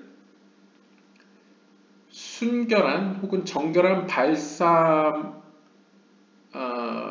발삼으로 구성된 그 산들로부터 채워졌습니다. 그리고 watered with the heavenly dew, 하늘에 있는 이슬들로 적셔졌습니다 라고 표현하는데요. 이것도 시적인 표현이죠. 그러니까 쉽게 이제 카발라적 개념들로 사용을 하면 그 빛이 다시 한번 하나님께 돌아갔을 때 다시 재차 영적인 세계와 이 세상으로 이제 빛이 내려올 때는 그냥 내려오는 것이 아니고, 이 산이라고 표현되는 것은 보통 세이람핀의 여러 속성들을 의미합니다. 하나님의 여러 속성들을 의미하는데 그 속성들이 가지고 있는 어떤 에센스, 어떤 그 에센스들을 함유하고, 또한 그 케테르 수준에 있는 그 지혜의 빛, 창조의 빛으로 적셔진 상태로 내려온다는 거죠. 그렇게 내려왔을 때는 어떻게 되냐면 마치 약간 심리학적으로 보면 이제 인사이트가 한번 딱 주어지면 마치 이제 어떤 재능 있는 아이들의 경우에는 이렇게 어떤 단어나 문장이나 어떤 행동을 보여주면 거기서부터 자기 스스로 학습하여서 무궁무진한 해석과 뭔가 하나를 알려주면 10개를 아는 그런 인간의 어떤 재능, 어떤 능력들이 있지 않습니까? 그것처럼 상징적으로 하나님께서는 이 세상의 다채로운 색깔과 하나님에 대한 다채로운 이해를 주시기 위해서 어떤 인물 에센스, 어떤 동기, 자극이 되는, 어떻게 보면 어떤 핵분열과 같이 어떤 조그만 폭발이 다양성을 만들어내듯이 어떤 기폭제를 이제 그 빛 안에 넣어주실 것으로 해석할 수 있겠습니다. 그래서 이제 여러 가지 상징적으로 하나님의 품성 혹은 속성들이 그 안에 추가되게 되고 채우게 되고, 또한 하나님의 지혜 차원에서는 그 케텔, 가장 높은 수준의 어떤 지혜로 그 속성이 배어지게 됩니다. 이제 적셔지는 거죠. 그렇게 돼서 이제 준비가 됩니다. Then it encircled Israel and brought back their souls. 그랬을 때 그 빛은 직역을 하면요, 이스라엘을 둘러쌉니다. 그리고는 그들의 영혼을 가지고 내려옵니다. 그래서 여기서 이야기하는 이스라엘을 둘러싸고 그들의 영혼을 내려온다는 것은 상징적으로 이제 이스라엘이 의미하는 것은 제이란핀을 의미할 수 있겠죠. 그러니까 보통 의인의 영혼은 말쿠트가 아니고 제이란핀으로부터 비롯된다고 생각했습니다. 왜냐하면 제이란핀은 상징적으로 생명의 나무죠. 그러니까 생명의 나무로부터 하나님이 이 세상을 위해 준비하신 의로운 영혼들이 내려온다라고 생각을 했습니다. 그래서 이스라엘을 둘러싸는 것은 하나님의 그 준비된 빛이 혹은 지혜의 영이 이제 이스라엘이라는 생명의 나무 혹은 제이란핀을 이제 둘러싸는 거죠. 그리고 거기로부터 그 의로운 영혼들을 이제 받아냅니다. 그래서 그들을 태우고 상징적으로 이제 내려오는 거죠, 땅으로. Then it turned back and was engraved upon the tablets of stone, and so it was with each and every word. 그리고 상징적으로 그 빛 혹은 지혜의 영은 다시 땅으로 내려와서 돌로 된 타블렛 위에 새겨집니다. 보통 돌이라고 표현되는 것은 예소드 혹은 말쿠트를 의미할 때가 많은데요. 뭐 십계명도 돌판이 두 개지 않습니까? 그러니까 이것은 아무래도 아까 시온과 예루살렘으로 비유된 것처럼 제이란핀의 예소드와 말쿠트를 의미한다고 볼 수 있을 것 같습니다. 여러 해석 중에 하나로서요. 그랬을 때 그 돌판들의 두 개의 돌판 위에 바로 영혼들이 새겨진다. 물론 제가 해석한 거는 이제 인간의 차원에서 영혼들을 의미한 거고요.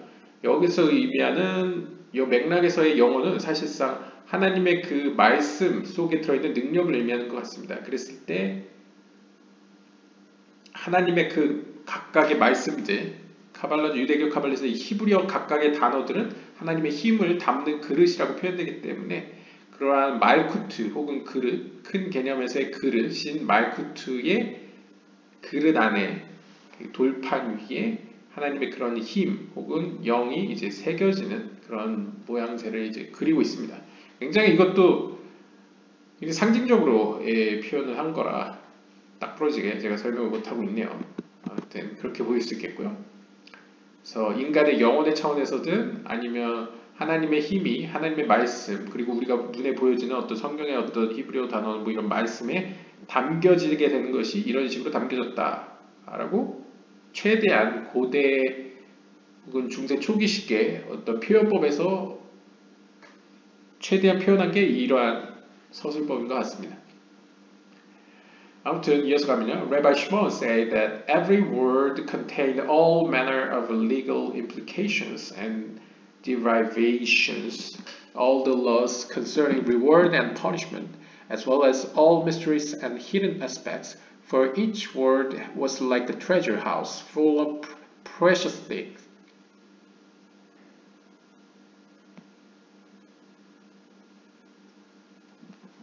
그래서 시몬 랍비는 이렇게 이야기했습니다. 모든 하나님의 말씀, 여기서 말씀은 이제 토라에 적혀진 글자들이겠죠?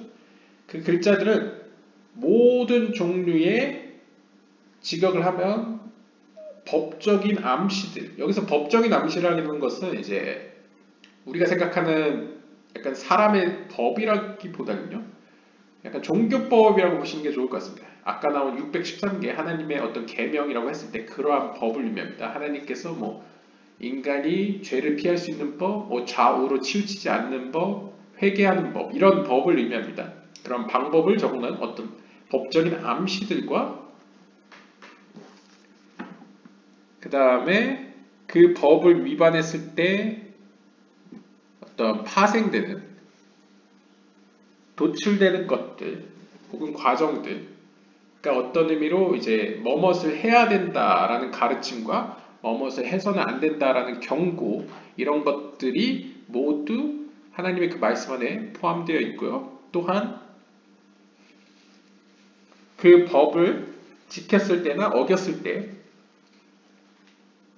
주어질 어떤 보상과 그 다음에 벌, 받게 될 징벌에 대한 규정에 대해서도 담고 있고요. 또한 하나님의 그 말씀에는 모든 신비로운 것들과 비밀들과 숨겨진 하나님의 속성들, 모습들이 담겨져 있었습니다.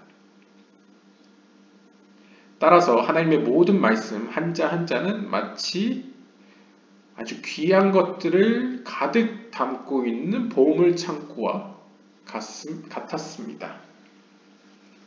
그러면 이 보물 창고가 어떻게 형성되었느냐? 그것은 바로 앞에 나온 이렇게 형성되었다라는 걸 설명하기 위해서 이렇게 표현한 것 같습니다. 그러니까 거슬러 가면 더 형이상학적인 이렇게 하늘의 이슬과 그 다음에 정결한 어떤 발삼향으로 가득 채워진 하나님의 어떤 의지와 기쁨, 하나님의 어떤 속성들이 세이람핀을 거치면서 우리가 그나마 영적으로 인식할 수 있는 영적인 어떤 무언가로 변환되고요. 그러니까 그전에는 영적인 걸 초월한 수준이었죠. 케테르니까. 그러다가 세이람핀으로 오면서 좀 더 우리가 인지할 수 있는, 영적으로 인지할 수 있는 어떤 영적인 것이 되었다가 그 다음에 우리가 좀 더 물리적으로 이해할 수 있는 범위 내에서는 상징적으로 이제 돌판 위에 실제적으로 이제 이스라엘 시내산에서는 이제 실제로 십계명으로서 돌판이 주어지죠. 그러한 형식으로 세상에 알려지게 되었다. 그런데 이러한 하나님의 말씀은 이러한 모든 것을 담고 있었다 라고 설명하고 있습니다. When one word was uttered, it seemed as one. But when it was engraved in its place upon the tablets of stone, 70 branches were revealed in it, 50 crowns less one on one side, and 50 less one upon the other.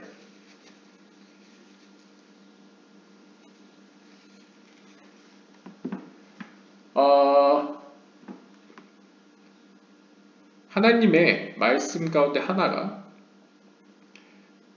선포되면, 근데 여기서 아무튼 하나님이 말씀하신 말씀들이 있겠죠. 그 중에 하나의 말씀이 선포되면, 말되어지면, 이야기되어지면 그것은 마치 하나로서 여겨졌습니다. But when it was engraved in its place,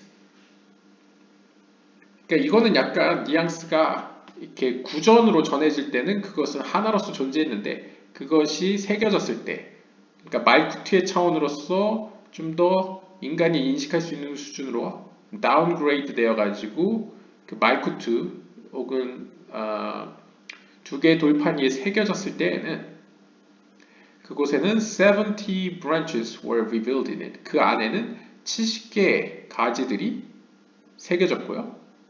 그래서 70개라는 건 약간 지혜와 관련돼 있죠. 지혜 호크마이 차원이고요. 그 다음에 50 crowns는 50개의 능력들, 왕관들인데 50개는 앞에 났던 비나의 차원이라고 볼 수 있겠습니다. 그래서 비나의 차원인데 50에서 하나 모자른 49개가 한쪽에 있고, 두 개의 돌판이니까 한쪽에는 49가지의 어떤 50개에서 하나 모자른 정도의 어떤 비나의 속성이 담겨져 있고, 또 50 less one, 또 50에서 하나 모자른 49개의 어떤 또 비나의 속성이 다른 판에 새겨져 있었습니다. Like the hammer which breaks the rocks in the mountain, as it is written. 그리고 그것은 마치 망치가 산에 있는 어떤 돌들을 부시는 망치처럼 새겨졌다는 거죠. As it is written. 따라서 이렇게 기록되어 있습니다. 예레미야서 23장 29절을 보시면 Like a hammer that breaks the rock in pieces. 돌들을 조각조각 부시는 한 망치와 같이라고 적혀있는데요. And all of Israel saw eye to eye and rejoiced.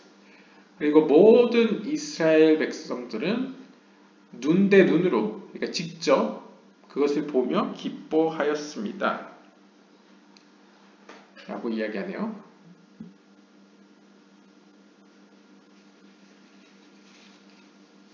이것도 뭐 해석의 여지는 있는데요. 개인적으로 볼 때는 아까 나왔던 케테르의 단계에서 세이람핀까지 올 때는 사실상 모든 것은 하나로서 존재했습니다. 하나님의 말이 아무리 많아도 결국 그 모든 것은 하나에 대한 이야기이기 때문에 하나의 말씀은 결국 하나였죠. 하나로서 존재했죠. 왜냐하면 호크마의 단계라는 것은 사실상 분리가 없는 세계이기 때문에 하나만, 모든 것은 하나로서 존재하죠. 똑같이 identified 혹은 identical 뭐 그렇게 존재하는데, 그것이 새겨진다는 것은 좀 더, 물론 이것도 영적인 표현이긴 한데 좀 더 물리적으로 표현된다는 거죠. 사람이 인식할 수 있는 수준으로 이제 하위의 영적 세계로 내려온다.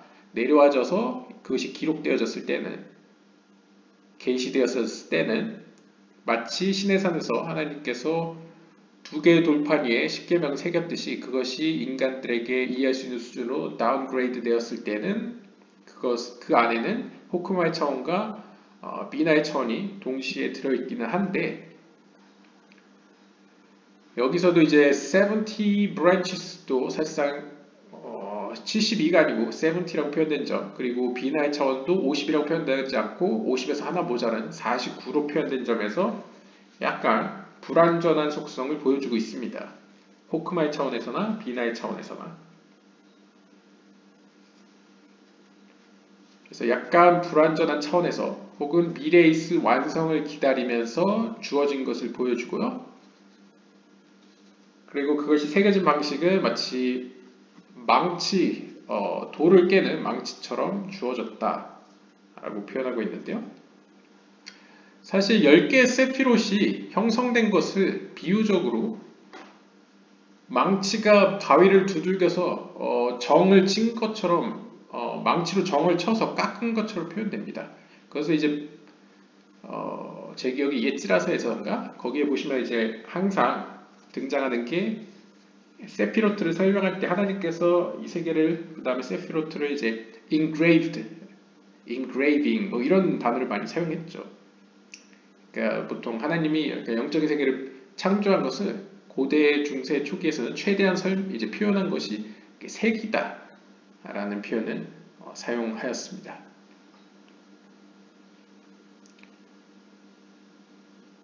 그리고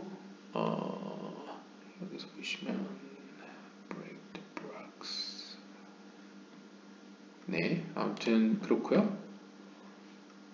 아무튼 모두 이스라엘 백성들은 이것을 상징적으로 이제 하나님과 그 전번 영상에 보시면 이제 직접 대면했죠. 모세와 더불어서. 그랬을 때 그러한 사실을 눈으로 직접 목격했고, 그것도 눈이라는 것도 상징적으로 카발라적으로 보면 무의식적인 약간 호크마의 의식 상태에서, 즉 약간 무의식에 가까운 그냥 직감적으로서 하나님의 그러한 놀라운 일들을 이렇게 알게 되었다.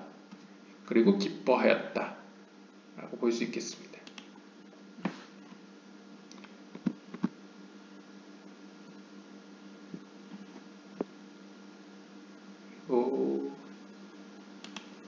네,